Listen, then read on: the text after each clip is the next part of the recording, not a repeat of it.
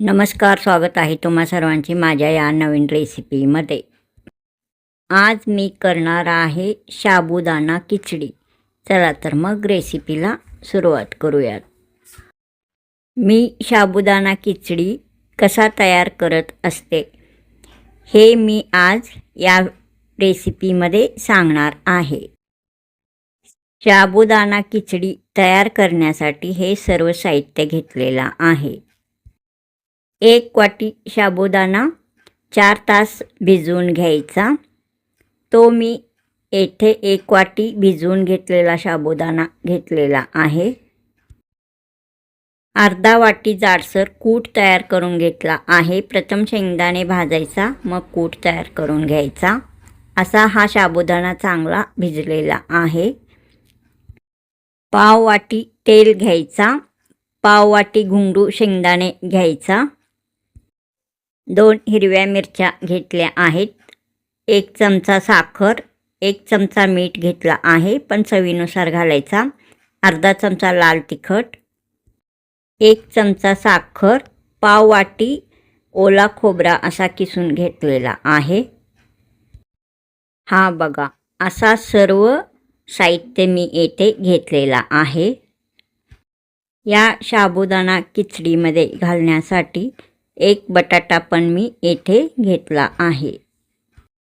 हा बटाटा कच्चाच घ्यायचा, वरचा साल काढायचा. हा बघा, अशा प्रकारे स्वच्छ पाण्याने प्रथम धुतला आहे, मग वरचा साल काढला आहे. 1 पसरट मोठा कढई मी घेतलेला आहे. त्यामध्ये पाव वाटी तेल घातला आहे. तेल चांगला गरम होऊ द्यायचा. तेल चांगला गरम झाल्यावर 2 हिरव्या मिरच्या मी बारीक कापून घेतलेला आहे, तो घातला आहे. हिरव्या मिरच्या कापून घेतलेला मी घातलेला आहे. तो चांगला परतून घ्यायचा. परतून झाल्यावर यामध्ये पाव वाटी घुंगरू शेंगदाणे घेतलेला होता, तो घालायचा. हा बटाटा मी मोठ्या आकाराचा असा कापून घेतलेला आहे, तो या तेलामध्ये घालायचा. चांगला परतून घ्यायचा. हा बघा, अशा प्रकारे चांगला परतायचा. 1 वाटी साबुदाणा एका पातेल्यात घ्यायचा. तो स्वच्छ धुवायचा, वरचा पाणी काढायचा. परत थोडासा पाणी घालायचा, परत तो पाणी काढायचा. मग 4 तास भिजायला ठेवायचा. 4 तास भिजवून घेतलेला हा साबुदाणा आहे. एकदम चांगला भिजलेला आहे. आता साबुदाणा घालायचा, असा चांगला परतून घ्यायचा. हा बघा, अशा प्रकारे चांगला परतायचा.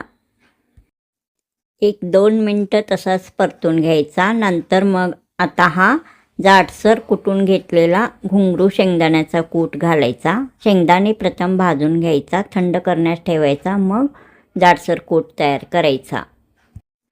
आता यामध्ये अर्धा चमचा लाल तिखट घालायचा, अर्धा चमचा मीठ घालायचा, 1 चमचा साखर घालायचा. किसून घेतलेला खोबरा पण मी आता यामध्ये घातला आहे. आता चांगला परतून घ्यायचा. हा बघा, अशा प्रकारे हा साबुदाणा चांगला परतून घ्यायचा. साबुदाण्यामध्ये जर बटाटा तुम्हाला आवडत नसेल तर घालायचा नाही. तसाच साबुदाणा पण एकदम चांगला तयार होतो.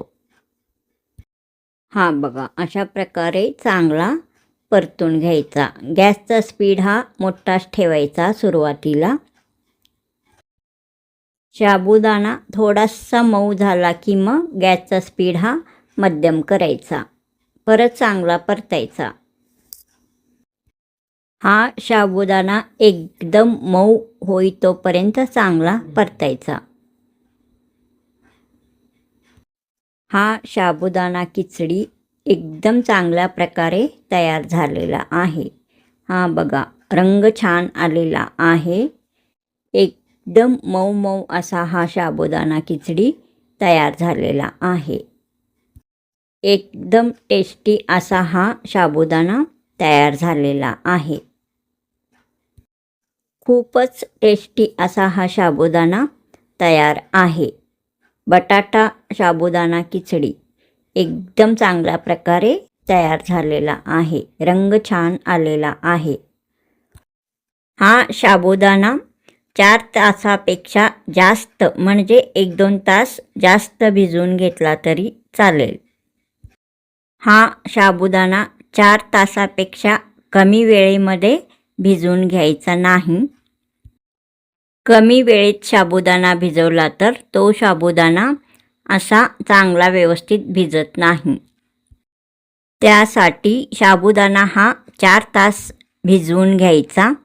त्यापेक्षा 1-2 तास जास्त भिजवून घेतला तरी चालेल.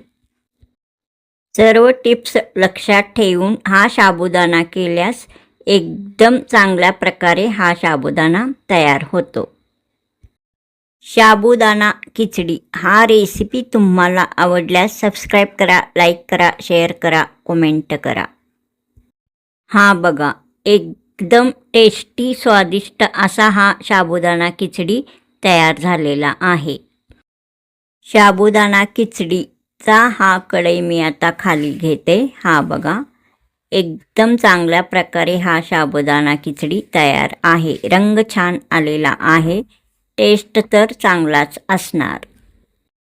हा साबुदाणा खिचडी कसा खायचा तर एकदम घट्ट असा दह्याबरोबर हा साबुदाणा खिचडी एकदम चांगला लागतो. हा बघा, मी घट्ट दही येथे या वाटीमध्ये घेतलेला आहे.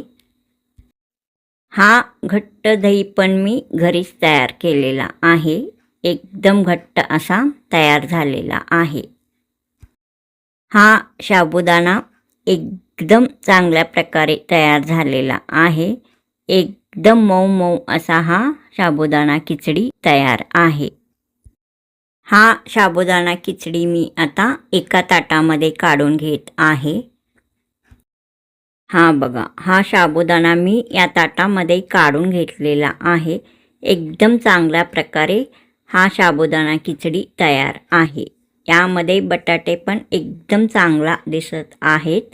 घट्ट दह्याबरोबर हा साबुदाणा खिचडी एकदम टेस्टी लागतो. खूपच चांगल्या प्रकारे हा साबुदाणा खिचडी तयार झालेला आहे. हा बघा, रंग छान आलेला आहे. टेस्ट चांगला आलेला आहे. एकदम चांगल्या प्रकारे हा साबुदाणा खिचडी तयार झालेला आहे. हा बघा, एकदम टेस्टी असा हा साबुदाणा खिचडी तयार आहे. साबुदाणा खिचडी हा रेसिपी तुम्हाला आवडल्यास सबस्क्राईब करा, लाईक करा, शेअर करा, कमेंट करा. परत भेटूया असाच नवीन रेसिपी घेऊन पुढील नवीन रेसिपीमध्ये. तोपर्यंत नमस्कार.